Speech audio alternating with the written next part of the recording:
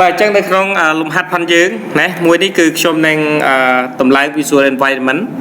sầm rạp project phân dưỡng tại đây không lùm hạt mùi xây tiệt nè bà đại lùm hạt mùi ní trong bắt đầu nè từ lơ cả kẹt nia cả rễ hai dương pra graphic user interface được nhỉ còn đây đây không ní chia project đây trong miến bà hai project ní cứ trong nền thưa ca tầm lái visual environment muối nè này không folder này chẳng là bây thưa ca install visual environment dương cho tới không này menu muối mua thà terminal rồi nè nó này cho này new terminal bạn new terminal nè bây giờ nó cho tới không new terminal viên đang bằng hai này nếp trang càng nghĩa đại ai ở dương para script nè đang bay thưa ca chỉ muối đang VS Code nè đòi bình châu này càng nghĩa này để dương chọn bạn chẳng này không đấy cứ viên miền nétประเภทการเงินจะร้านโดยเนรอนนี่ไอเคยหนึ่งหลายนี่ยังไอจุดมอเนรอนนี่เคยมีโดยจี PowerShell นะจีบัส Command Prompt นะโดยจี JavaScript หรือก็ประเภทการเงินเซ็งๆช่องโซมนายนอมอมปีระเบียบได้เพื่อการจมวยหนึ่งจีบัสได้จีบัสเวียเมียนแหละขณะประหับประหารเนี่ยตื่นหนึ่งการปราบในขนม Mac OS นะได้จี default หนึ่ง Linux ได้จังยังไงปราบเวียมวยยังไงปราบในบ้านเลือกกรุ๊ปประเภท OS ต่างๆจังยมเรื่องจิตบัสจังในขนมจิตบัสคือเวียเมียนนะแสงได้เมียนสัญญาดอลลาร์ในเจียสัญญาบังหารเอาบางครั้งถ้าในยืนกับปุ่มถือกายชิมวยเวียจังนำไปบังการ visual environment ในเตรียมเตี้ยเอายืนปราใน Python script นะ Python รวยให้เนี่ยเราเนี่ยอาจปราhyphen m เป็นแจกอัมพีการ install นะในโมดูลมุ้ยได้เมียนชั่วโมงท่า venv รู้ยังធ្វើការដាក់ឈ្មោះវាដោយដាក់ឈ្មោះนะ dot venv underscore ai បន្ទាប់ពីយើងដែល typing វារួចយើងអាច enter ដើម្បីបង្កើតនៅក្នុងនេះគឺខ្ញុំនិយាយអំពីការប្រើប្រាស់ប្រព័ន្ធប្រតិបត្តិការជាមួយនឹង Windows សម្រាប់អ្នកដែលប្រើប្រាស់លើ Mac ឬក៏ Linux គឺតម្រូវឲ្យអ្នកនរគ្នាប្រើ Python 3តែខាងក្រោយដូចគ្នាទេតែយើងត្រូវប្រើ Python 3ដើម្បីអាចបង្កើត Visual Environment នៅក្នុង Project Folder ចឹងសួរថា Project Folder ផងយើងពេលដែលយើងចាប់ផ្ដើមបង្កើតវាណា Visual Environment នៅក្នុង Project Folder យើង install នៅទីណានេះគឺជាទីតាំងដែលណាយើងនឹងត្រូវតម្លើង visual environment មានន័យថាយើងតម្លើងវានៅក្នុង folder មួយឈ្មោះថា ai_py36_m បាទពេលដែលយើងធ្វើការរួចយើងអាចចុចទៅលើ key enter នៅលើ keyboard ផងយើងពេលនោះវានឹងធ្វើការបង្កើត visual environment មួយមកឲ្យយើងពេលដែលអ្នកនរគ្នាឃើញណាវាកើតឡើងសូមកុមារធ្វើអ្វីវាសូមរក្សាទុកណានៅក្នុងហ្នឹងជាបណ្ដោះអាសន្នសិនរួចណែវារងចាំឲ្យវាធ្វើការចប់នៅពេលដែលវាធ្វើការចប់ដឹងយើងឃើញថាវាមានណែសញ្ញាវិលត្រឡប់មកទម្រង់ដើមវិញដូច្នេះនៅពេលដែលយើងធ្វើការ install នៅ visual environment នឹងរួចយើងអាចចូលទៅមើលក្នុងហ្នឹងយើងឃើញមាន folder មួយឈ្មោះ script ហើយនឹងមាន script ក៏ដូចជា file ណែមួយចំនួនដែលមាននៅក្នុងហ្នឹងជាទូទៅនៅពេលដែលយើងបង្កើត visual environment រួចហើយតម្រូវឲ្យយើងធ្វើការ activate វាមុនពេលដែលយើងចាប់ផ្ដើមនៅ install នៅ library ឬក៏ module ចូលទៅខាងក្នុងហ្នឹងអញ្ចឹងយើងត្រូវការ activate វាយើងអាចប្រើជាមួយនឹង keyword source ណាបាទ Mac ក៏ប្រើអញ្ចឹង Linux ក៏ប្រើអញ្ចឹង Windows ក៏ប្រើអញ្ចឹងដែរតាមរយៈជិត10ណាជិតបាសសំទោសណាអញ្ចឹងយើងប្រើ source.venv_ai/script ដែលជា folder ណារក្សាទុកនៅ script របស់យើងណារួចយើង /activate បាទអញ្ចឹងនៅពេលដែលយើងចាប់ផ្ដើមណារៀបចំ script របស់យើងពិនិត្យមើលឡើងវិញតើវាមានកំហុសអត់បើអត់មានកំហុសអីទេណាត្រឹមត្រូវណារួចហើយយើងអាច enter key ពេលនោះវានឹងធ្វើការ activate ពេលដែលវា activate ជោគជ័យយើងនឹងឃើញឈ្មោះ visual environment យើងនៅក្នុងចន្លោះនៃវងកញ្ចក់ មានន័យថា ការ activate visual environment របស់យើងគឺបាន complete 100%បន្តមកទៀតអ្នកនរគ្នាអាចប្រើ pip list ដើម្បី check មើលថាតើនៅក្នុង visual environment ដែលយើងបានបង្កើតនេះវាបានតម្លើងនៅ module ឬក៏ library អ្វីខ្លះហើយអញ្ចឹងយើងអាច enter មកបាទនៅក្នុងនេះគឺយើងមាន pip version 24 មួយក៏ប៉ុន្តែវាជា version ចាស់បើសិនជាធៀបមកដល់ពេលបច្ចុប្បន្នដូច្នេះតម្រូវឲ្យយើងធ្វើការ upgrade ឬក៏ធ្វើបច្ចុប្បន្នភាពវាឲ្យមកដល់ version ចុងក្រោយរបស់ pip សិនការធ្វើបច្ចុប្បន្នភាពឲ្យ pip មកដល់ version ចុងក្រោយគឺដើម្បីងាយស្រួលនៅក្នុងការ install module ឬក៏ library ថ្មីដែលទើបបង្កើតព្រោះ pip ជំនាន់ចាស់มันអាចផ្ដល់លទ្ធភាពគ្រប់គ្រាន់ឲ្យយើងតម្លើង module ឬក៏ library ជំនាន់ថ្មីដែលប្រើប្រាស់នៅក្នុង AI ឬក៏នៅក្នុងកម្មវិធីផ្សេងៗទៀតដូច្នេះដើម្បីធ្វើការ upgrade pip របស់យើងឲ្យដល់ version ចុងក្រោយយើងប្រើ Python ណាប្រើ Python បើនៅក្នុង Mac យើងប្រើ Python 3តែយើងនៅក្នុង Windows យើងប្រើ Python -m ណារួចយើងប្រើ keyword pip install រួច double hyphen upgrade pip upgrade pip នេះយើងនឹងធ្វើការ remove ណាវានឹងធ្វើការ remove version ចាស់ចោល version 24ចោលរួចនឹងវានឹងតម្លើង version ចុងក្រោយគេបាទអញ្ចឹងយើង enter មកពេលនោះវាប្រាប់ថាវាបាន uninstall version 24បានជោគជ័យហើយវាកំពុងតែធ្វើការ install នៅ version ថ្មីដែលមានចំនួនទី25 pip 25.1.1 មានន័យថាយើងបានធ្វើការណាតម្លើង Python ថ្មីនឹងរួចអញ្ចឹងពេលដែលយើងធ្វើ pip list វិញយើងឃើញមាន version ណា 25.1.1 បន្ទាប់ពីយើងធ្វើការតម្លើង visual តម្លើង pip នៅក្នុង visual environment រួចយើងអាចណាពេលហ្នឹងយើងអាចតម្លើងនៅ module ឬក៏ library ចូលទៅខាងក្នុង visual environment បានហើយអញ្ចឹងយើងចាប់ផ្ដើម install នៅ pip ណា pip install ដែលយើងចាប់ផ្ដើម install PyQt6 ដែលជា framework មួយផ្ដល់លទ្ធភាពឲ្យយើងអាចប្រើប្រាស់ដើម្បីបង្កើត graphic user interface ឬក៏ GUI នៅជាមួយនឹង Python programming រួចឲ្យខ្ញុំ enter មកហើយរងចាប់រហូតដល់ពេលវាធ្វើកិច្ចការឲ្យយើងបានចប់សពគ្រប់រងចាំឲ្យវាធ្វើការឲ្យយើងចប់សពគ្រប់អញ្ចឹងនៅពេលដែលយើងធ្វើការចប់សពគ្រប់ហើយយើងអាចមើលឃើញវាថាបាន install ជោគជ័យឬមិនជោគជ័យហើយអមជាមួយនឹង PyQt6 តើវាមានបញ្ចូលនៅ library និង module ផ្សេងទៀតយើងអាចប្រើ pip list ថ្មីនោះយើងនឹងឃើញមាន PyQt6 នៃ PyQt6 Qt6 ហើយនិង PyQt6 SIP ដែលមាននៅចំនួន3ចូលទៅក្នុង visual environment ផងយើងក្រោយពេលដែលយើងធ្វើការវាចប់ណាខ្ញុំសូមបញ្ជាក់អ្នកនរគ្នាថា activate វាបានជោគជ័យហើយនៅក្នុង project របស់យើង folder ដែលយើងបានបង្កើតនេះ .venv នេះសូមកុំយក file Python ឬក៏ file ណាផ្សេងយកទៅទុកដាក់នៅកន្លែងហ្នឹងពីព្រោះវាណា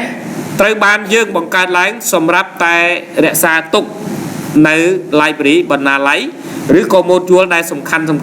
សម្រាប់ support ឬក៏គ្រប់គ្រងនៅក្នុង project របស់យើងតែប៉ុណ្ណោះនៅពេលដែលយើងចង់ធ្វើបច្ចុប្បន្នភាពចង់ធ្វើអីនៅតាក់ទងជាមួយនឹងផ្ទៃក្នុងគឺយើងអាចទៅធ្វើកិច្ចការនៅកន្លែងហ្នឹងបានតែក្រៅពីហ្នឹងសូមរក្សាទុកឲ្យវានៅដាច់ដោយឡែកបន្តមកទៀតយើងអាចបង្កើតនៅ file តែក្នុងនេះខ្ញុំបង្កើតនៅក្នុង week 1ខ្ញុំបង្កើតលំហាត់ទី2ដោយលំហាត់ទី2ខ្ញុំ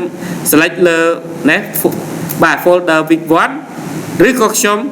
អាច select លើ file នេះរួចខ្ញុំបង្កើត file នៅកន្លែងនេះមួយ new file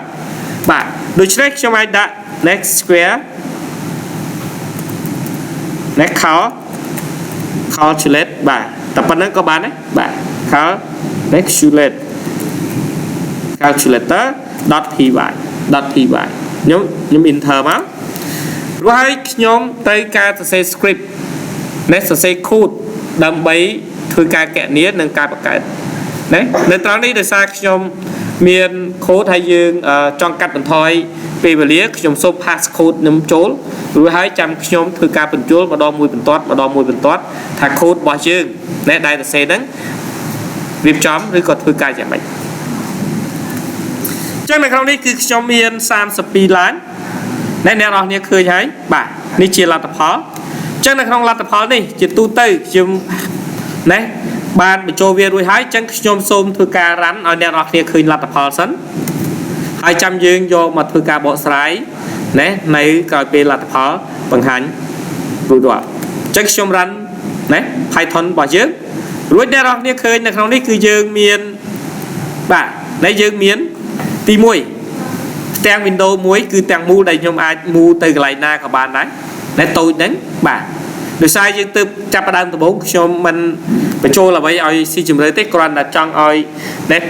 đăng thay dương ai tầm này ca Py26 này không Python bán hai cái trang Windows bạn trong trang Windows đi khi xem trong bằng đi ở pin rồi còn xem trong bằng ruộng vía này rồi còn xem trong tiền vía này bài mấy có bạn này có vấn đấy này không tụm rống đi cứ dương pra bán té nè tụm rống đại miền lệ cái nào responsive bán tay tụm rống nè chua đây tay bận nọ bạn vì chua cho việc bán nơi hàng cao có bàn tay vì mình lỏ nè sầm rạp dương của bàn tỷ chắc này không ca chẹt đấy ca lùng hắn đi cứ dương kẹt nè square đối với trong ai dây tha ưu thọ tha trong trong đăng tha 150 cái smile này của bạn chắc trong ai quay lên 150 rồi trong cho từ lỡ bút tống khao chữ nét không chữ square rồi viên được prap chống khơi bạn này tranh dương cho 150 con nâng 150 nét dương bán pi mơn pi pon pram rồi có một thái bờ sân chắc trong prap pia ưu thọ tha trong dọc a bay đó rồi có e mà đó cái đấy trong do bia mà chuẩn nuốt lấy hai trong chập đai do bia mà kẹt này chưa cái nút nét đó nhé đang khơi miền xa mũi prap tha please enter a valid integer à vậy đại đó nhé mới khơi bọc mũi này kéo mua tha Shulan edit hayในខាងក្រោមនៃ Shulan edit គឺគេឲ្យឈ្មោះថាជាប៊ូតុងហើយនៅពីខាងក្រោមប៊ូតុងគេឲ្យឈ្មោះថា label ចឹងយើងមាន widget ចំនួន3ដែលត្រូវបានយកមករៀបចំនៅខាងក្នុងហ្នឹងណានៅក្នុងផ្ទាំង Windows តែក្នុងផ្ទាំង Windows នេះយើងយកនៃ widget នីមួយៗមករៀបចំតាមរយៈ QV box layout ដែលជាទម្រង់សម្រាប់ឲ្យយើងតម្លើង widget នៅក្នុងទម្រង់ជាជួរឈោដែលមានណាតាមលំដាប់លំដោយចឹងខ្ញុំណាសូមឲ្យអ្នកនរគ្នាងាកទៅកាន់ខូដរបស់យើងវិញនៅក្នុងនេះខ្ញុំសូមទុកកន្លែងនេះណាបាទនៅកន្លែងនេះចុះបាទរួចខ្ញុំចាប់ផ្ដើមធ្វើការបញ្យល់អ្នកនរគ្នាទៅលើ statement នីមួយៗតាំងពីដើមត្រឡប់មកវិញអ្នកនរគ្នាឃើញហើយនៅក្នុង project ផងយើងដំបូងគឺយើងមាន keyword ចំនួន2ទី1 from ហើយនិង import នៅក្នុងមេរៀនយើងចាស់យើងបានប្រើប្រាស់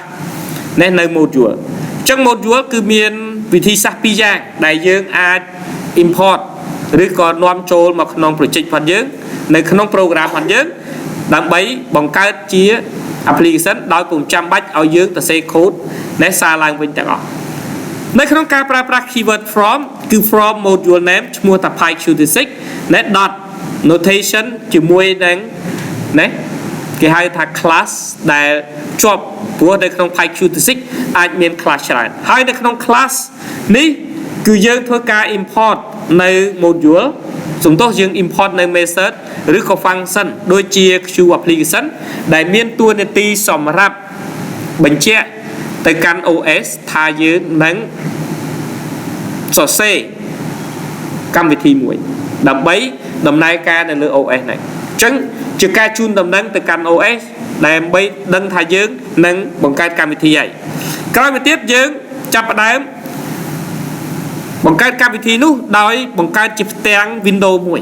នេះជាផ្ទាំង Windows មួយដែលអ្នកនរគ្នាបានមើលឃើញនេះគេឲ្យឈ្មោះថាផ្ទាំង Windows នៅទាំងមូលហ្នឹងគេឲ្យឈ្មោះថាជា Windows មួយអញ្ចឹងដើម្បីបង្កើតផ្ទាំង Windows នេះបាន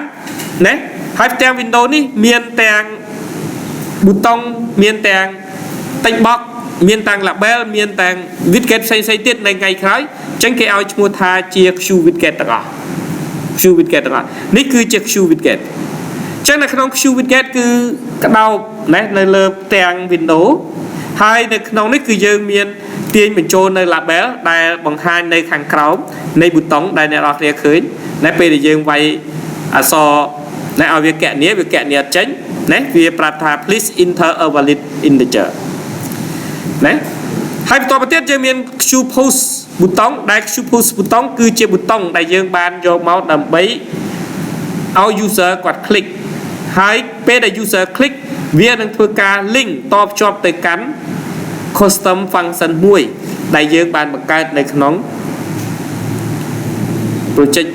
หรือก่อนในขนม Python file ข้างกลางพันจึงประตัวประเทศจะมีชู v block layout ในเมสเซอร์ดิคือเชียวิธีสักใดยืงโยมมาปราประสำหรับเรียบจำตำแหน่งวิกเก็ตติดตามตีตั้งในจัวโชว์พันยืงมีได้ท่ายืงโยก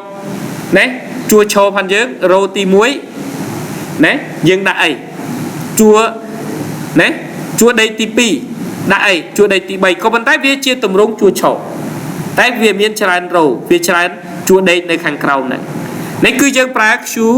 นะวีบล็อกเลเยอร์ให้จงคล้ายคือชูลานเอดิทชูลานเอดิทคือสมได้เตลประอับได้ยังกับปุ่งแต่ไทยผิงอุติฮอทาฮาสปรัมเกรฮาสปรัมเกรจังเวสมานั้นใบปอนนะมาเพย์ปรามแบบใบปอนเพย์ปรามจังนี่คือเชียวิธีศาสตร์ได้ยังคือการ import ในรอโมดูลคลาสให้นั่นเมสเตอร์หรือก็ฟังก์ชันสำคัญได้เมียนในน้องไพชิวติสิกวิดเกตพอดเยอะดำใบยอมมาเพื่อการต่ำลายในน้องวินโดว์พอดเยอะการเพื่อแบบนี้คือดำใบกัดบันทอยในเบอร์ชันที่เยอะปลาย import วิ่งเป็น import module name จังรอเป็นเยอะปลาย import ใน module name อุทธรณ์โดยจะซิสเมียนได้ท่ากรุ๊ปเมสเตอร์กรุ๊ป objectกรุ๊ปคลาสเอาไว้ต่างอ้อในเมียนในขนมโมดูลนั้นนั่งตระบาน import โจลในขนมโปรเจกต์พันธุ์โดยใช้การ import โจลแต่ละทูลมือจำนวนใดมันสำคัญเวียในมันรอเตะสำหรับการเหยียบพันธุ์เยอะในขนมการเดียว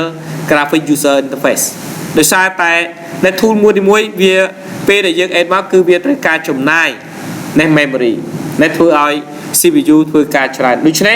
เรื่องใดมันใส่จำบัดจึงมันตรายการยกเวียมาไปโจลแต่ขนมแตงวินโดว์ระบายจึงตีจังยังสกิปเวียเจ้าตีนะจังในขนมล้านทีปีคือยังปลาย import sys คือเชียร์ built in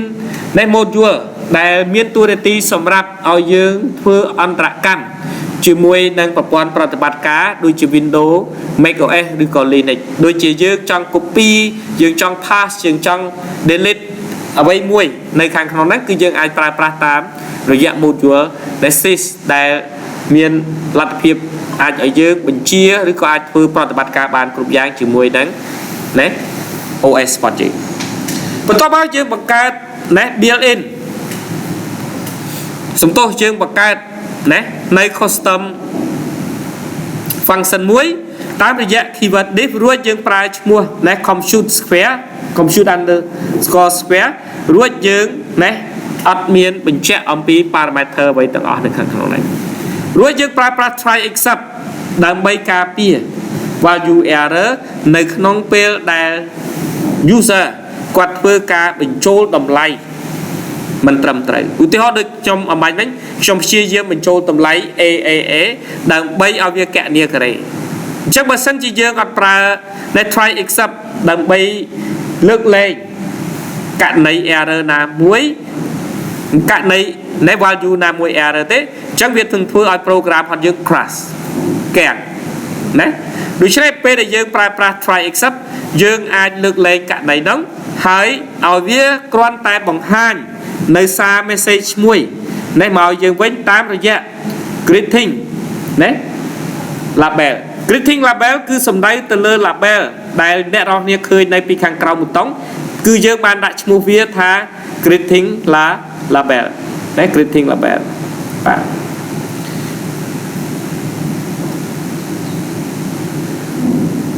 រួចហើយណាអ្នកតគ្នាអាចបញ្ជូនអត្ថបទចូលទៅខាងក្នុងហ្នឹងតាមរយៈ method មួយណារបស់ label គឺយើងប្រើណា dot notation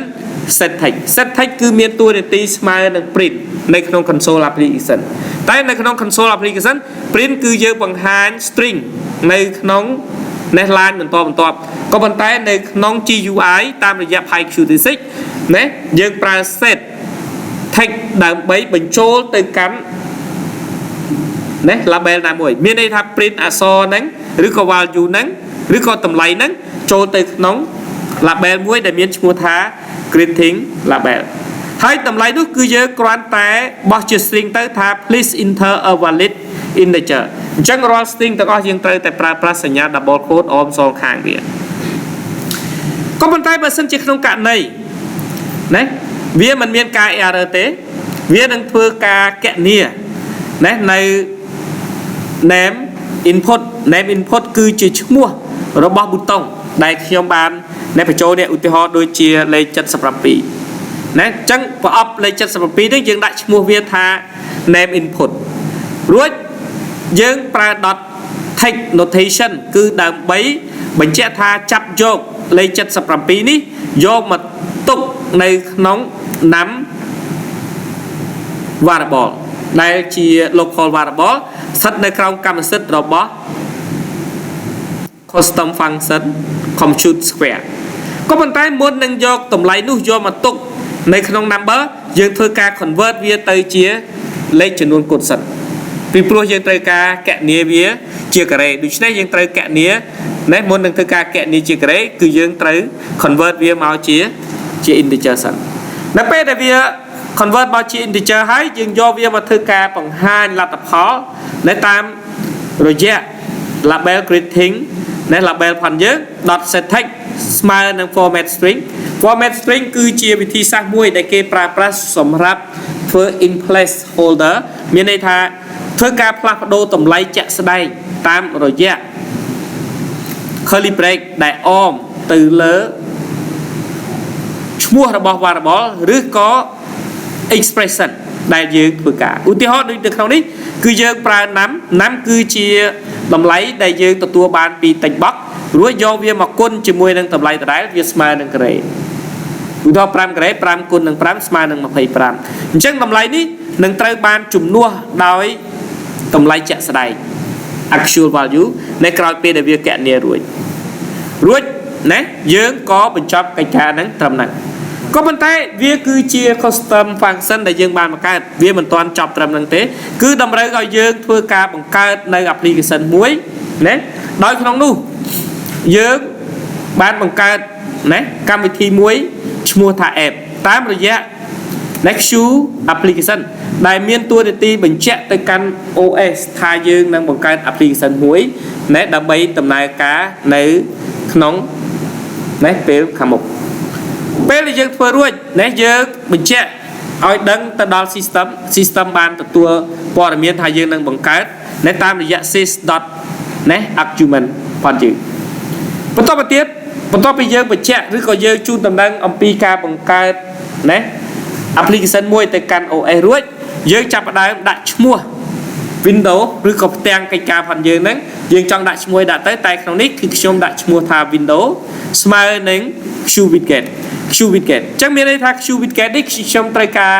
ណែបញ្ជូនមកហើយពេលដែលយើង QWidget នេះមកគឺស្មើនឹងយើងបានបង្កើត form មួយក៏ប៉ុន្តែ form ហ្នឹងអត់ទាន់មានអ្វីទាំងអស់មានតែណែ label សំទោសមានតែផ្ទាំងដែលយើងនេះឃើញមានន័យថាម៉េចគឺវាមកដំបូងគឺវាមានតែប៉ុណ្ណេះនេះមានតែ icon នេះមានតែផ្ទាំងតែអត់មានអក្សរនៃ compute square ហើយទាំងមានប៊ូតុងនៃ minimize maximize ហើយនឹង close នេះទេតែនៅពេលដែលយើងចាប់ផ្ដើមអ្នកធ្វើការជាមួយវាយើងចង់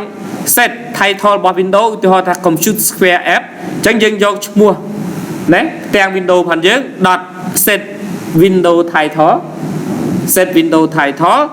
រួចយើងដាក់ឈ្មោះ title ផងយើងជា string ចូលទៅខាងក្នុងហ្នឹងអញ្ចឹងហើយបានជាអ្នកនរគ្នាឃើញហើយ title របស់វាគឺ compute square app បន្ទាប់ពីយើងបង្កើតផ្ទាំង Windows នឹងបានយើងចាប់ផ្ដើមធ្វើការបង្កើតនៅ tool ដែលជា widget ទី1ដែលយើងចង់បង្កើតណាពេលយើងបង្កើតគឺយើងបង្កើត text box មួយណាដោយយើងដាក់ឈ្មោះថា name input នេះកន្លែងដែលខ្ញុំវាយលេខ77នេះគឺជាណា Q line edit ហើយ Q line edit ហ្នឹងគឺយើងបាន import វាមកហើយចឹង Q line edit នេះអ្នកនរគ្នាឃើញហើយគឺដាក់ឈ្មោះថា name input អញ្ចឹង name input នេះយើងចាប់ផ្ដើម set តម្លៃចូលទៅឲ្យវាយើងដាក់ថាណា name input set placeholder មានន័យថាម៉េចគឺវាបង្ហាញនៅតម្រុយឬក៏ព័ត៌មានឬក៏សារដែលយើងចង់ប្រាប់គេធ្វើអីឧទាហរណ៍ថាក្នុងនេះខ្ញុំដាក់ថា enter a number អញ្ចឹងពេលដែលខ្ញុំដែលលុបលេខនឹងចេញអ្នកនរគ្នាឃើញហើយលុបលេខនឹងចេញឃើញវាមានអក្សរនៅព្រាលហ្នឹងវាប្រាប់ថា enter a number អញ្ចឹងអ្នកនរគ្នាឃើញអក្សរ enter a number នេះនៅកន្លែងហ្នឹងអញ្ចឹងពេលដែលយើងណែវាយលេខនឹងចូលឧទាហរណ៍99ការ៉េអញ្ចឹងណាគេហៅថាណែ placeholder text ហ្នឹងនឹងត្រូវបាន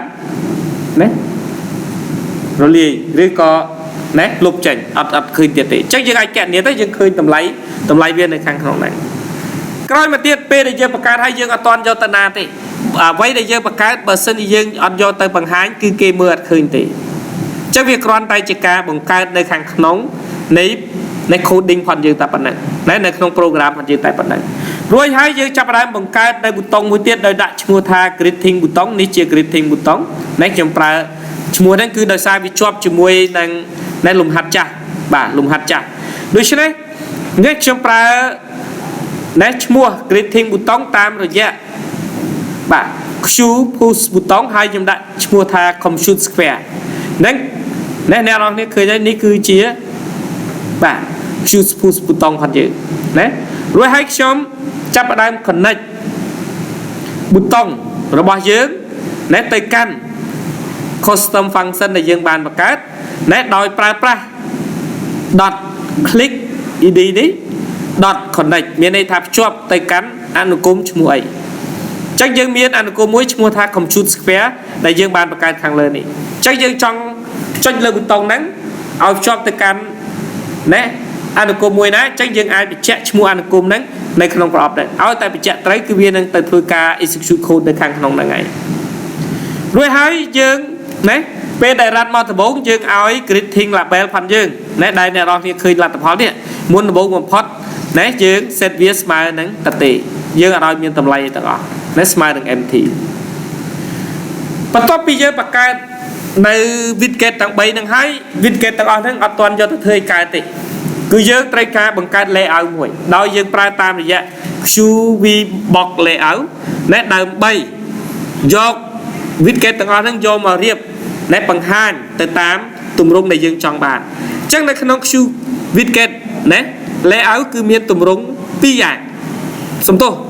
ណានៅក្នុងបាទ Q box layout មាន2យ៉ាងទី1គឺទម្រង់ QV box layout ដែលរៀបចេញមកជាជួរហើយនឹងមួយទៀតជាទម្រង់ជួរដេកគេថា QH នៃ box layout ហើយខ្ញុំនឹងណែនាំរបៀងនៃ QV box ហើយនឹង QH box layout ណាដែលមានលក្ខណៈខុសគ្នាយ៉ាងម៉េចហើយយើងអាចប្រើប្រាស់រួមគ្នាយ៉ាងម៉េចនៅក្នុងលំហាត់ក្រោយៗទៀតបន្ទាប់ពីយើងរៀបចំវាហើយយើងដាក់ឈ្មោះនៅក្នុងនេះថា layout រួចយើងចាប់ផ្ដើមប្រើប្រាស់ឈ្មោះ layout ផងយើងដោយប្រើប្រាស់តាមរយៈ dot notation add widget ហើយយកឈ្មោះ widget ដែលយើងបានបង្កើតហ្នឹងរុញចូលទៅក្នុង layout នេះគឺជាជួរដេកទី1នៅក្នុងជួរឈរ Q box layout ផងយើងហើយបន្ទាប់មកយើង add ប៊ូតុងណា grid ប៊ូតុងផងយើងនៅក្នុងជួរដេកទី2បន្ទាប់ហើយនឹង label នៃ greeting label ផងយើងនៅក្នុងជួរដេកទី3អញ្ចឹងជួរដេកនៅចុងក្រោយគេវានឹងមានលក្ខណៈមួយ auto size អាស្រ័យទៅនឹងនៃការរីកធំនៃផ្ទាំង Windows ផងយើងហើយក្រោយពេលដែលយើង add វាចូលទៅក្នុង layout រួចអញ្ចឹងវាគ្រាន់តែជាពុំដែលក្នុង layout ហ្នឹងវាមានណា widget 1 2 3ដែលបន្តគ្នាក៏ប៉ុន្តែ វាអត់តាន់បានបង្ហាញនៅលើផ្ទាំង Windows ផងយើងទេដូច្នេះយើងត្រូវធ្វើការ set layout ដែលយើងបានបង្កើតដែរតាមរយៈ set layout ហើយយកឈ្មោះ layout ដែលយើងបានរៀបចំហ្នឹងយកមកទុកដាក់នៅក្នុងផ្ទាំង Windows អញ្ចឹងវាគ្រាន់តែចូលទៅក្នុងផ្ទាំង Windows ដែលយើងបានបង្កើតហើយក៏ប៉ុន្តែផ្ទាំង Windows ហ្នឹងអត់ទាន់បានធ្វើការ display នៅឡើយទេលុះត្រាណាតែយើងប្រើប្រាស់ Windows.so នៅក្នុងការ .so វាមានទម្រង់ច្រើនទៀតតែអ្វីដែលខ្ញុំលើកឡើងទាំងអស់នេះគឺសិតសឹងតែជានៃវិធានគោលដែលមិនទាន់មានការផ្លាស់ប្ដូរអ្វីទាំងអស់គឺគ្រាន់តែឲ្យយល់ឲ្យដឹងហើយយើងនឹងធ្វើការណាជាមួយវានៅក្នុងទម្រង់ផ្សេងៗទៀតនៅតាមលំហាត់នេះជាបន្តបន្ទាប់រួចហើយយើងចាប់ផ្ដើមណា line ទី32យើងចាប់ផ្ដើមបិទSys application ដែលយើងកំពុងតែធ្វើការមានន័យថាបើសិនជា program ដែលយើងកំពុង run នេះវាកំពុងដំណើរការទោះបីយើងមានការខែ code ប៉ុណ្ណាក៏ដោយក៏វាអត់ប៉ះពាល់ដល់ program ហ្នឹងដែរអញ្ចឹងវានឹងធ្វើការផ្អាកដោយបិទណា system ដែលយើងបានដំណើរការហ្នឹងដោយជំនួសមកវិញនៅ application ដែលយើងបានប្រាប់ទៅកាន់ OS ថាយើងបានបង្កើតនៅ system មួយហ្នឹងអញ្ចឹងយើងឲ្យវា execute ពេលនោះprogram វានឹងចាប់ផ្ដើម run program របស់យើងអញ្ចឹងនៅក្នុងនេះអ្នកនរគ្នាឃើញហើយបាទពេលដែលយើង run មកវានឹងបិទ app ណាដែលនេះយើងលេងពេលយើងចង់សរសេរ code អីក៏វាអត់ error ដល់ program ណាដែលកំពុងដំណើរការហ្នឹងដែរវាសាមញ្ញអញ្ចឹងយើងនៅតែកណនីបានយើងនៅតែធ្វើអ្វីៗដែលបានទៅតាមបំណងផងយើងតែបើសិនជាក្នុងករណីយើងបិទវាវិញហើយយើងមក run សារថ្មីមក code ខុសគឺ code ដូចគ្នានេះគឺជាចំណុចសំខាន់ណាដែលខ្ញុំចង់ណែនាំអ្នកនរគ្នាអំពីវិធីសាស្ត្រណានៅក្នុងការប្រើប្រាស់ Python ដើម្បីបង្កើតជា Windows ដែលមានរូបសន្តានតតៈដែលអាចធ្វើអន្តរកម្មជាមួយនឹងមនុស្សបានតែវាជាទម្រង់ណាកម្មវិធីធម្មតាទេអត់ទាន់មានចាក់បញ្ចូលនៅបញ្ញាសិប្បនិមិត្តឬក៏អ្វីទេពីព្រោះគោលដៅរបស់យើងធ្វើម៉េចឲ្យយើងណាអាចមានសមត្ថភាពនៅក្នុងការបង្កើតgraphic user interface application ឬក៏ form ជាមុនសិនមុននឹងយើងចាក់បញ្ចូល AI នៅទៅក្នុងផ្នែកឬក៏លើចំណុចផ្សេងៗនៃ application ហ្នឹងអូខេសម្រាប់ការងាររបស់យើងណានៅក្នុងលំហាត់មួយនេះគឺយើងមានតែប៉ុណ្្នឹងដូច្នេះដែលសូមឲ្យអ្នកនរគ្នាយកពេលវេលាហើយអនុវត្តលើលំហាត់មួយនេះអញ្ចឹងណាសូមអនុវត្តទាំងអស់គ្នាបាទអរគុណ